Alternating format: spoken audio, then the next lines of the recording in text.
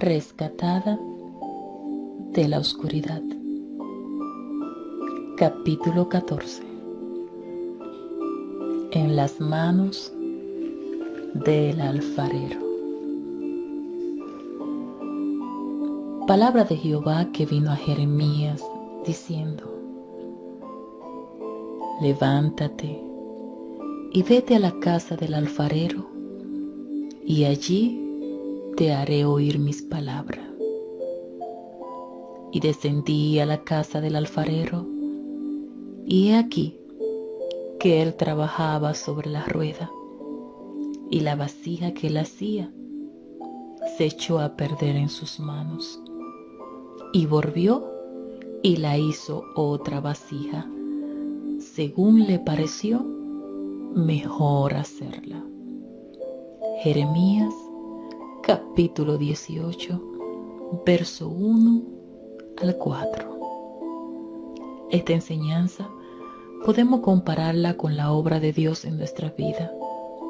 El Señor es nuestro alfarero. Él nos hizo y nos dio forma como el barro en la mano del alfarero. El Señor es quien nos moldea y determina en gran parte lo que Él puede hacer con nosotros cuando le obedecemos. Cuando estamos en la mano del alfarero, no hay mucho aleluya ni gloria a Dios. Cuando Él nos quebranta, hay silencio, dolor, lágrimas y las palabras. Sí, las palabras casi no salen de nuestra boca. Yo sé que se siente estar no solamente en la casa del alfarero, sino también en las manos del alfarero. Mientras el alfarero nos está dando forma, sentimos que todo nuestro ser se está desbaratando, porque el proceso es doloroso y el Señor va a arrancar las cosas que Él no plantó en nuestras vidas y pondrá las que nos hacen falta para hacer la vasija que Él quiere que seamos. Cuando estamos en la casa del alfarero, sentimos que no podemos soportar el proceso. Las fuerzas humanas desfallecen. Sentimos que las aguas pasan más arriba de nuestra nariz y que estamos perdiendo el control. En realidad, eso es lo que el Señor quiere de nosotros, que le cedamos el control absoluto de nuestras vidas, de nuestras emociones y de nuestro carácter. Otras veces sentiremos que estamos en el horno de fuego, pero así como el barro tiene que ser pasado por un horno, también el Señor permitirá que pasemos por el horno de fuego para que algunas ataduras se quemen, para que las víboras que están escondidas salgan. ¿Cuáles pueden ser esas víboras escondidas en nosotros? Un buen ejemplo serían nuestras actitudes negativas, nuestro propio carácter. Muchas veces poseemos un carácter muy explosivo y no nos importa ofender a quien sea. Hay personas que a pesar de haber nacido de nuevo, todavía quien los gobierna a ellos es el hombre viejo. Si después de haber nacido de nuevo, nos dejamos dominar por la ira, el enojo, el rencor, las raíces de amargura, el orgullo, la arrogancia, los malos hábitos y muchas otras cosas más, entonces Dios nos tomará y nos desbaratará para hacer de nosotros otra vasija mejor, y nos pondrá en el horno de la aflicción, de la humillación, de la prueba, y en todos los hornos que sean necesarios, contar de hacer de nosotros esa vasija de honra y de gloria que Él quiere que seamos. Cuando Sadrach, Mesach y Abednego fueron echados al horno de fuego, Dios no lo libró de ser echado en ese horno, pero tampoco permitió que ellos murieran. Dice la Escritura que fueron atados y ninguno de ellos sufrieron daño, solo que se quemaron las ataduras. Dios nos permitirá pasar por el horno, pero recuerde que Él siempre estará con usted en medio de ese horno de prueba, y solo se quemará en usted las cosas que estorban su caminar con Él. Recuerde, usted es un soldado, usted es un guerrero, y como soldado será probado. Tendrá que pasar por el campo de entrenamiento para después ser enviado a la guerra. Antes de que el Señor te envíe a una misión a algún lugar o poner un ministerio en tus manos, Él te va a preparar.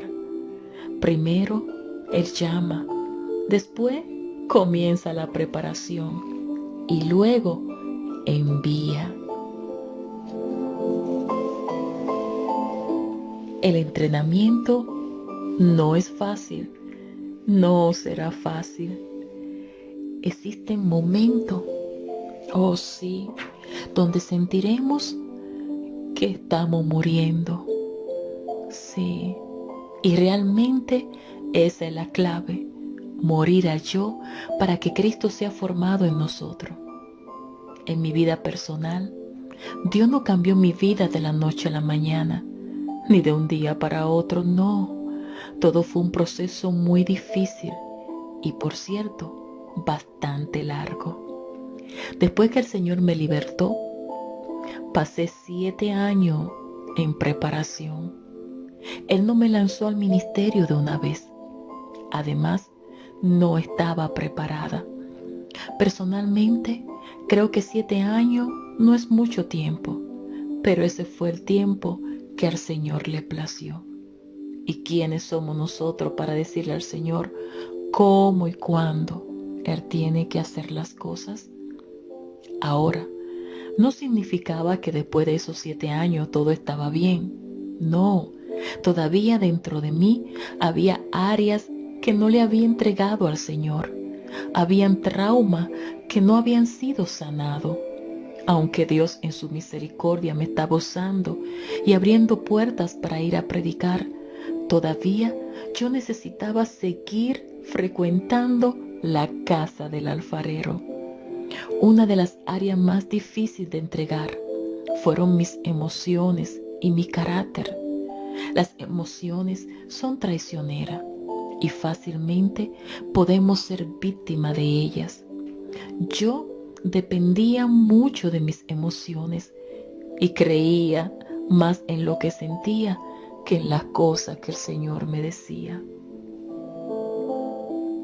El Señor me había hecho muchas promesas y para obtenerla tenía que caminar de acuerdo a su voluntad y dejarme guiar por Él. Lamentablemente, los traumas que todavía habían en mí me traicionaban y me hacían cometer muchos errores. Por un tiempo, llevé una vida hipócrita delante de los demás. Iba a la iglesia, cantaba, danzaba, hablaba en lenguas, oraba y ayunaba. Y de vez en cuando también predicaba. Era un ejemplo para los demás. Pero la realidad era otra. A pesar de hacer todo eso, me sentía sola, vacía, insegura de mí misma y muchas veces tenía que tomar pastillas para poder dormir. Y todo eso era simplemente por no querer entregar toda mis cargas y mi pasado al Señor y permitirle que entrara a esas áreas de mi vida para que Él las sanara completamente. Me gustaba que la gente se compadeciera de mí y que me tuvieran lástima. Y en lo personal no hacía nada por salir de ese círculo vicioso que tarde o temprano podía destruir mi vida emocional y también espiritual. Yo me encontraba como el pueblo de Israel. Israel podía cruzar el desierto en 40 días y llegar a la tierra prometida. Pero por su desobediencia y rebeldía se tardaron 40 años en el desierto, dando vuelta en el mismo lugar, hasta que un día el Señor le dijo: bastante habéis rodeado este monte, volveos al norte. En otras palabras, bastante tiempo han estado en este lugar, es hora de que caminen, según Deuteronomio capítulo 2, versos 2 y 3. Espiritualmente, yo estaba dando vueltas y vueltas en un mismo lugar.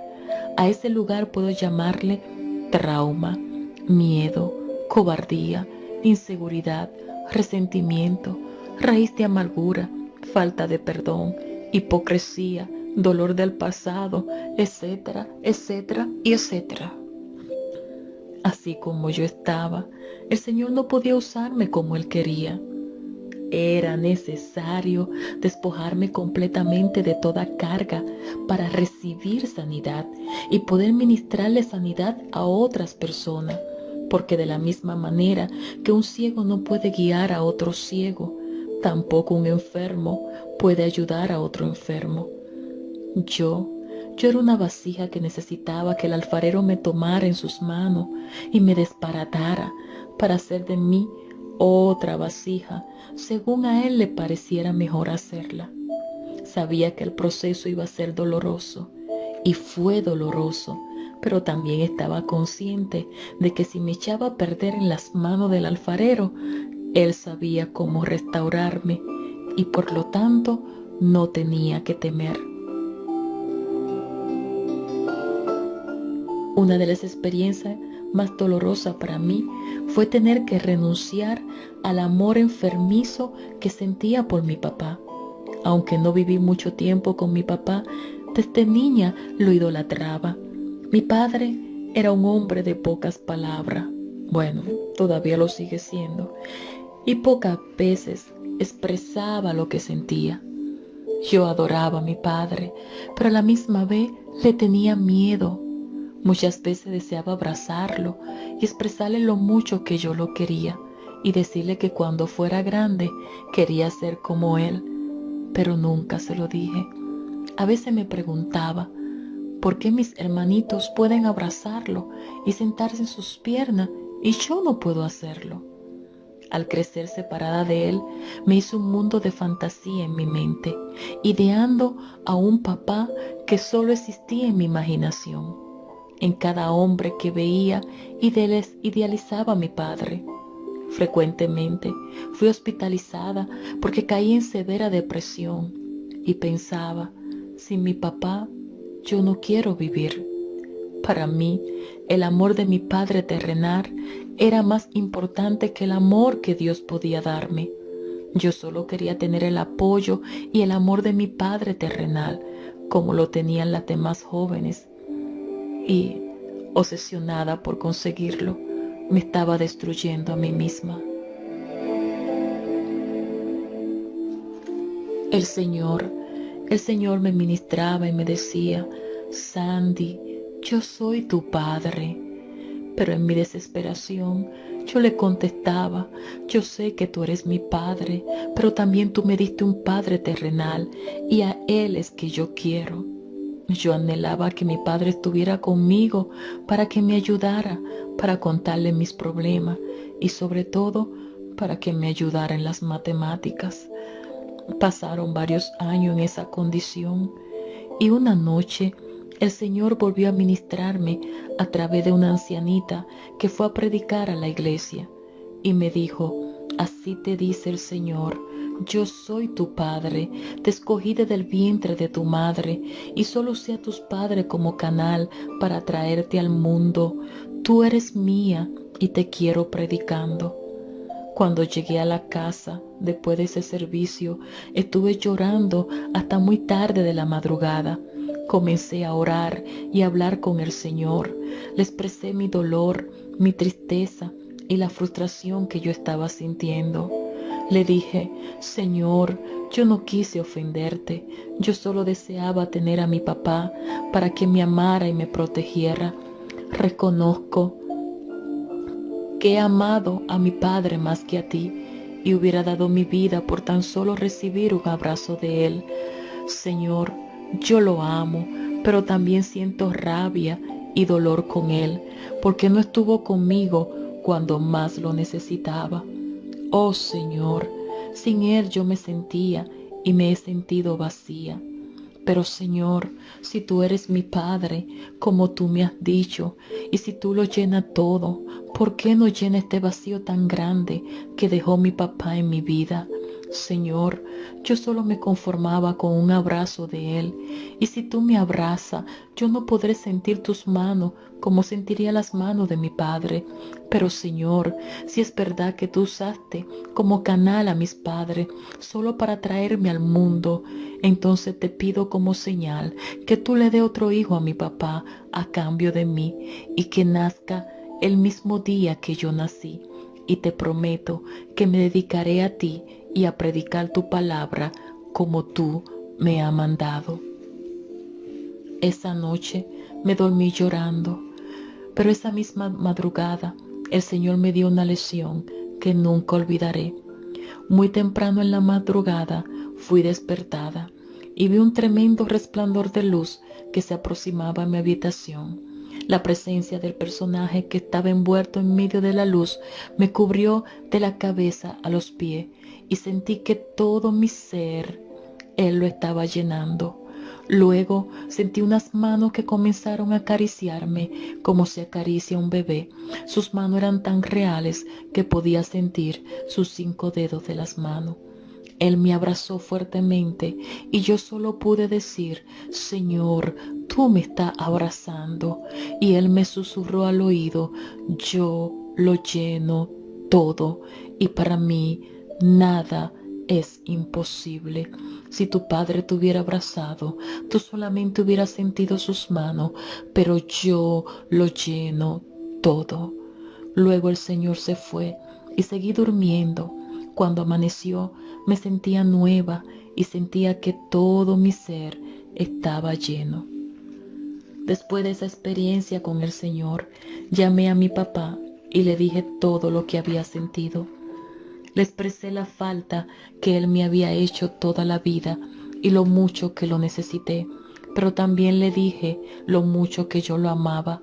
Le dije que renunciaba a ese amor enfermizo que había sentido por él toda la vida y que ahora yo le pertenecía al Señor Jesucristo, pero que a cambio de mí el Señor le iba a dar otro hijo y que yo quería que él le diera a él todo el amor que nunca pudo darme a mí. Esas palabras las dije de corazón. Mi papá no tomó muy en serio lo de tener otro hijo. Para él era algo imposible, pero el Dios que usted y yo le servimos es experto en hacer de lo imposible las cosas posibles. Meses después me llamó la novia que tenía mi papá para aquel tiempo para decirme que estaba embarazada y que deseaba tener un varón. También me dijo que los doctores le dijeron que daría a luz a principios de marzo. Yo no podía creer lo que estaba oyendo. Dios había aceptado la promesa que le hice. La novia de mi papá me dijo que le gustaría que el bebé fuera un varón. Le pregunté a la joven: ¿tú crees que Dios puede hacer el milagro de cambiar el sexo de la criatura en tu vientre? Ella me contestó que eso era algo imposible. Entonces le dije: voy a orar ahora mismo por ti para que el Señor haga el milagro, y para testimonio de que Él lo hizo, tu hijo no nacerá a principios de marzo, nacerá al final del mes, el 29 de marzo, el mismo día que yo nací.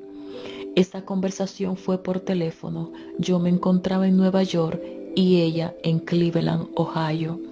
También le dije que le dijera a mi papá que ese niño es el que el Señor le daba a cambio de mí. Ella me dijo que eso sería un milagro grande y que si Dios lo hacía, ella se iba a convertir al Señor Jesucristo. Pasaron los meses y Dios cumplió su promesa. El niño nació el 29 de marzo del año 2000. Después de haber tenido esa experiencia con el Señor y de hablar con mi papá, mi vida cambió. Yo le entregué esas áreas de mi vida al Señor y Él las restauró.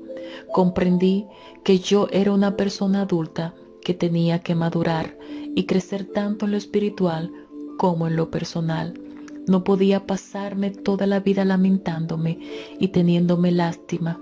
Entendí que no podía cambiar el pasado y que tenía que enfocarme en el presente, en lo que Dios tenía para mí y en las cosas que Él quería que yo hiciera.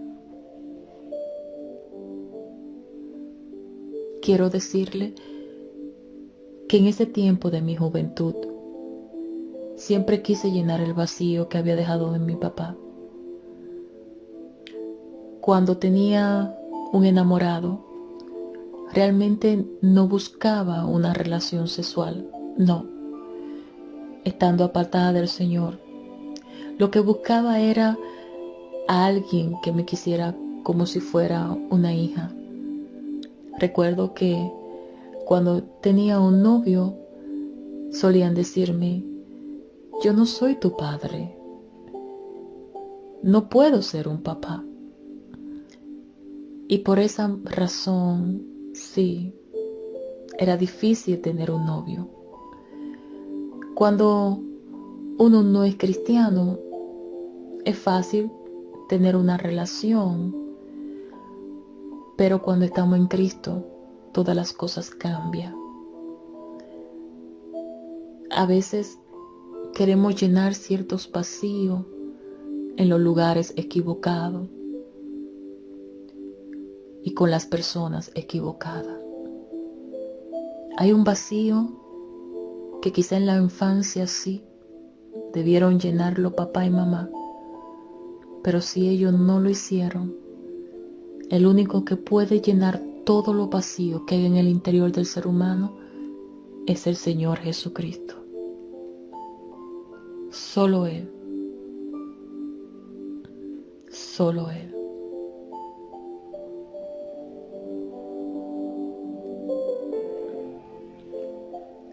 Hoy miro atrás y me doy cuenta que era una persona muy egoísta, que solo pensaba en mí.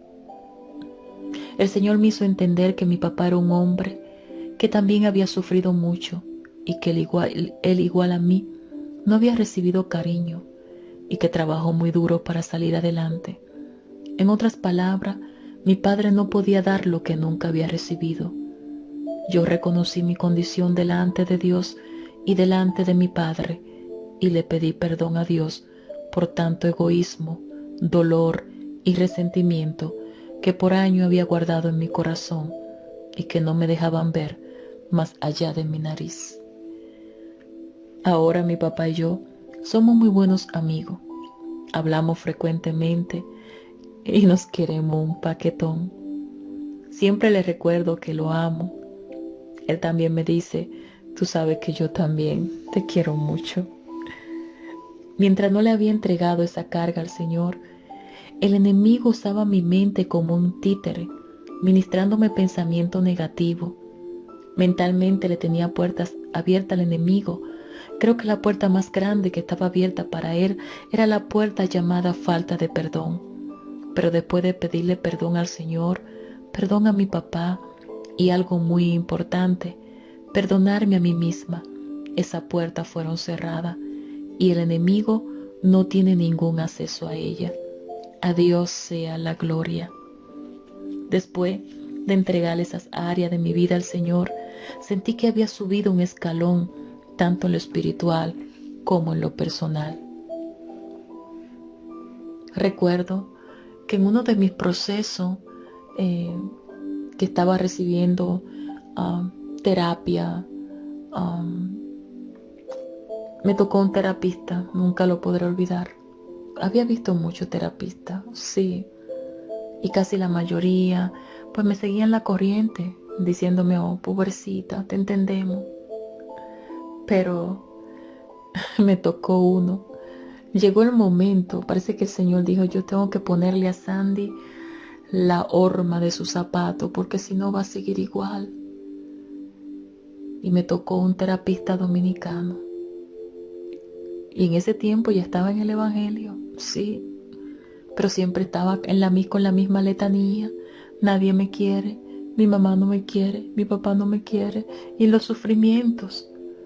Recuerdo que un día, hablando con el terapista, él me observaba atentamente, sí, como que me comprendía muy bien, y me dejó hablar, me dejó desahogar. Y cuando terminé, yo pensé que me iba a dar una bofetada en la cara, porque con sus manos casi entre mis caras me dijo: ¿y quién eres tú para que tu padre y tu madre te quieran? Dime, ¿quién eres tú? Ellos no están obligados a quererte a ti. Ese es su deber, pero no es su obligación. ¿Sabe quién está obligada a quererse? Tú misma. Tú eres que tiene que quererte. Tú eres que tiene que amarte. Tú eres que tiene que aceptarte. Y yo lloraba. Me dio una cuanta servilleta. Tengas, límpiese la lágrima. Y en mi mente yo pensaba: no voy a volver más. No vuelvo más aquí. Salí, sí, con la idea de nunca volver. Pero cuando iba en el autobús a la casa donde vivía, estaba viviendo en ese tiempo con mi amada hermana y amiga María Casiano, allá ella me rentaba una habitación. Esas palabras del terapista estaban ahí en mi mente una y otra vez. Sí, y recuerdo que llegué a la casa, me paré frente al espejo y me di dos buenas bofetadas, bien duro. Y me dije: mira, buena cretina. No sé lo que cretina, pero así me dije: te vas a dejar destruir. Vas a dejar que la depresión acabe contigo. Si tu papá y tu mamá no te quieren, si no te ponen atención, entonces te vas a querer tú y vas a aceptar el amor del Señor. Ese es tu Padre. Sí, ese día me hablé fuerte. Ese día decidí darle un giro a mi vida y aceptar completamente el amor del Señor. Fue necesario. Ese día me propuse que no iba a seguir suplicando amor, migaja de amor, no. Me iba a dejar amar por aquel que su amor es genuino, el Señor. Y que no iba a comprar ningún cariño con regalitos, no, tampoco. Y me dije: si mi papá quiere quererme, bien. Si mi mamá quiere quererme, también. Y si no, pues más para adelante vive gente. Pero lo que yo sé es que voy a aprovechar el amor que Dios me está dando. El amor de mi Señor. Sí, y así lo hice. Y me enfoqué en Él. Y sin darme cuenta, muchas cosas fueron cambiando para bien. Muchas. Después de ese proceso, el Señor me mandó a retirarme con Él 40 noches de silicio. Silicio es dormir en el piso. 40 noches. No fue fácil. ¿Por qué me mandó a meterme en silicio 40 noches? Porque me iba a permitir una prueba muy fuerte en mi vida. Diré: hermana, otra sí. Y me dijo que después de esa prueba dependería el comienzo del ministerio en su plenitud. Yo obedecí al Señor y empecé los 40 días de silicio. Pero me preguntaba a mí misma todos los días: ¿cuál será esa prueba tan grande que Dios va a permitir en mi vida? Pasado los 40 días de silicio, la prueba llegó. La prueba fue larga y fue muy dolorosa. Créanme que no se la deseo a nadie, aunque sea enviada por el mismo Señor. Me sentí en el horno de fuego. Sentí la llama arder en mí. Sabía que el Señor estaba conmigo, pero no sentía su presencia por ningún lado. Tenía que creer por fe que Él no me había dejado. Conocí lo que era la desesperación en carne viva. Sentía que todo lo que estaba viviendo o todo lo que estaba vivo en mí se estaba muriendo. Un día le dije al Señor que cada día yo quería morir al yo para que Él se formara en mí, pero creo que en realidad no sabía lo que le estaba pidiendo. Una cosa es pedirlo de boca o de corazón, pero otra cosa muy distinta es verse en la realidad, en la prueba que estaba pasando. Recuerdo un día muy especial en que sentí que mi alma se había roto en miles de pedacitos y no había nadie que pudiera darme una palabra de consuelo. Pero llegó un pastor con un mensaje de parte de Dios, y el mensaje no fue muy alentador para mí, porque así decía el mensaje: así dice el Señor, hasta ahora te he permitido pelear con los demonios, pero ya tu guerra no será directamente con ellos, porque ellos no han podido contigo. Ellos no te ven a ti, sino a mí en ti. Tú te sientes así, porque ahora tu guerra es directamente con principado y con el mismo Satanás. No temas, porque tampoco te verán a ti, sino a mí en ti. El pastor oró por mí y se fue. La prueba reció tan fuerte como un viento recio, hasta el punto que un día le grité al Señor con toda mi alma y con todo mi corazón, diciéndole: ya basta, Señor, quítame la vida, porque si así que tú me amas, yo no quiero tu amor. Como dije antes, una cosa es ser llamado y otra muy distinta es ser escogido. El que es llamado puede hacer lo que quiera, pero el que es escogido por Dios no se gobierna. No puede hacer las cosas cuando quiera ni como quiera. Por ejemplo, hay personas que tienen ministerio y le sirven al Señor con amor, pero de repente cuando surge algún problema o tienen alguna prueba y sienten que no soportan más, deciden fácilmente huir del problema y dejarlo todo. Si es un pastor con un llamado, pero no sabe cómo lidiar con sus ovejas, la solución más fácil es entregar el cargo. Pero cuando una persona es escogida por Dios, no importa las veces que diga que va a entregar el pastorado, no importa que diga que no va a predicar más, no importa que diga que va a entregar el cargo, esa persona puede decir lo que quiera, pero la última palabra la tiene el Señor y no lo dejará tranquilo hasta que usted no haga lo que tiene que hacer, que es la voluntad de Dios. De lo contrario, toda la cosa que usted haga sin Dios, Él se lo va a derrumbar. La prueba que el Señor me permitió pasar continuó por algunos días más, y al finalizar me sentía muerta en vida. No tenía deseo de nada, ni siquiera de comer. Realmente sentía que la Sandy que un día existió se había muerto, y dentro de mí no creía que le había pasado la prueba al Señor, porque fue mucho lo que lloré y también fueron muchas mis quejas. Dentro de mí misma yo me decía: te quemaste. Me puse de malcriada con el Señor y le dije: si no me lleva, me dejaré morir y no comeré.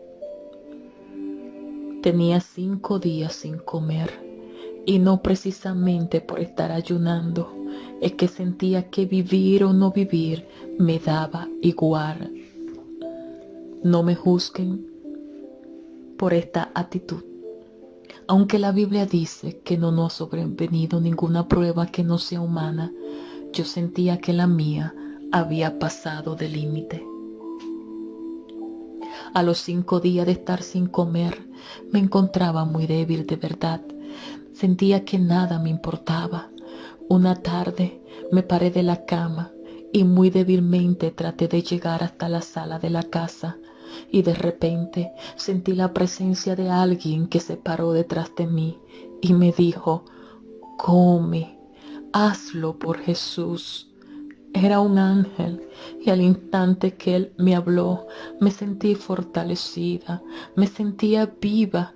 Miré rápidamente detrás de mí, pero ya él había desaparecido. Después de algunos días, el Señor me envió un mensaje con un profeta. Yo no conocía a esta persona, ni él me conocía a mí, pero me dijo así: así te dice el Señor, fuiste probada y pasaste la prueba que te permití pasar, muy poco me la han pasado.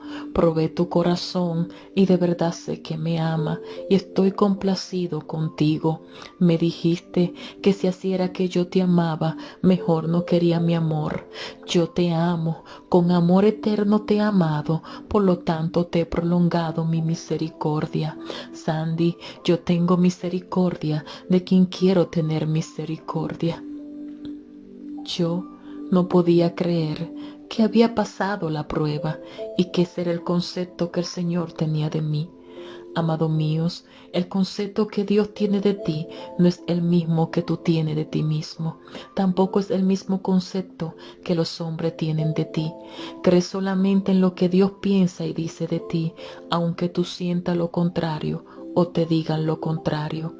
Él nos dice en su palabra: porque yo sé los pensamientos que tengo acerca de vosotros, dice Jehová, pensamiento de paz y no de mal, para daros el fin que esperáis, según Jeremías capítulo 29, verso 11.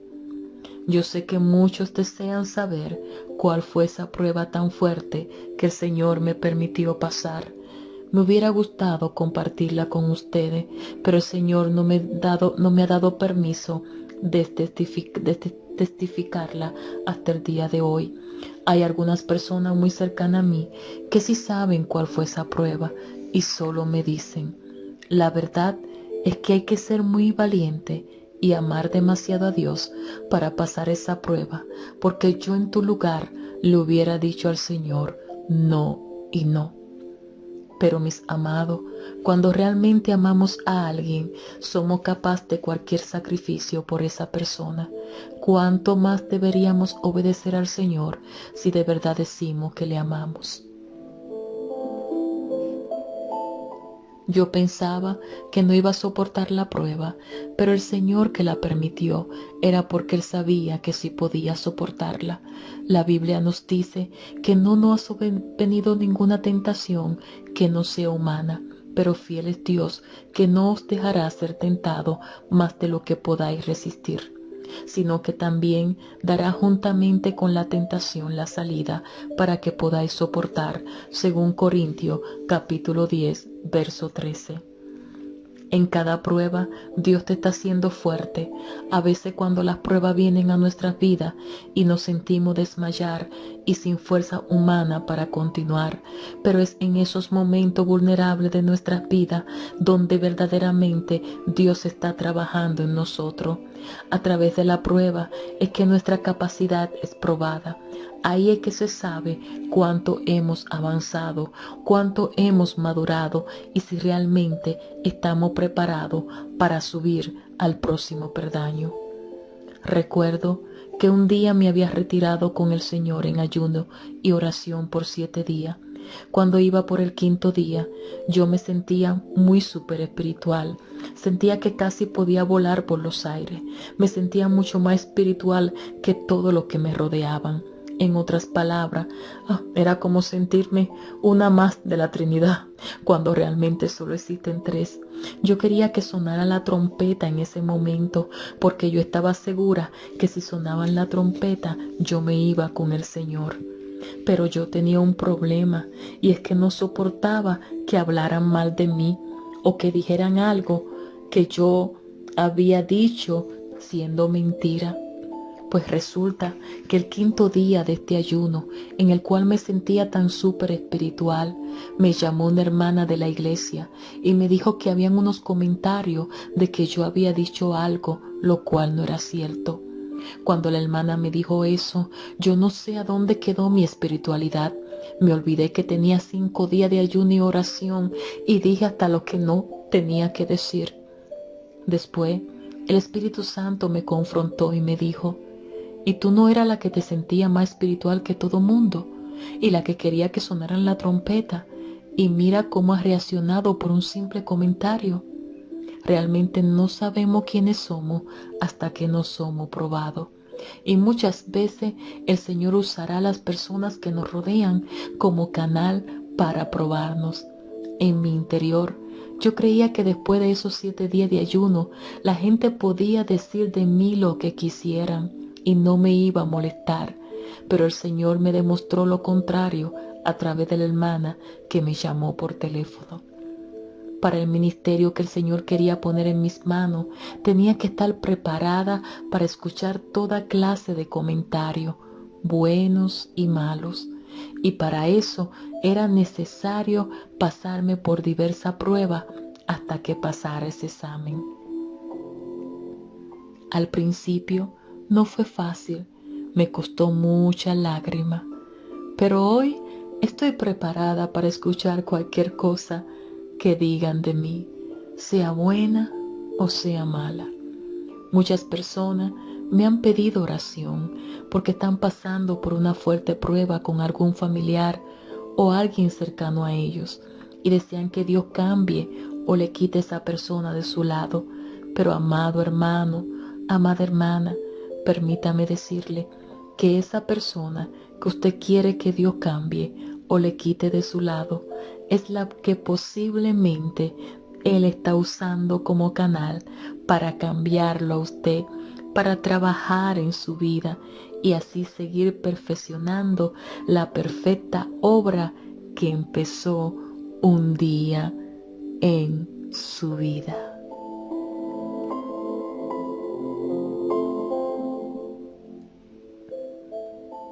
Dios te bendiga y no te pierda el próximo capítulo, capítulo 15, campaña evangelística en el Ecuador.